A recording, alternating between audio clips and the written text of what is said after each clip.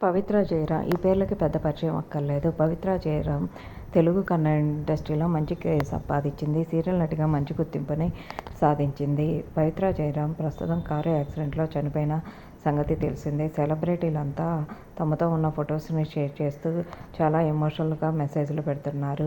పవిత్ర జయరాం సీరియల్లో తిలోత్తమ క్యారెక్టర్లో నేటివ్ రోల్లో ఉన్న రియల్ లైఫ్లో చాలా మంచిదని, అందరికీ సహాయం చేయటంలో ముందుంటుందని, ఇలాంటి వాళ్ళని దేవుడు త్వరగా తీసుకెళ్తాడని, సీరియల్లో నేటివ్ రోల్లో చేసిన రియల్ లైఫ్లో అందరికీ సహాయం చేస్తూ అందరితో బాగా కలివిడిగా ఉంటుందని, ఆమె ఆత్మకి శాంతి చేకూరాలని సెలబ్రిటీలంతా తమతో ఉన్న బెస్ట్ మూమెంట్స్ని షేర్ చేస్తూ ఫొటోస్ని షేర్ చేస్తున్నారు.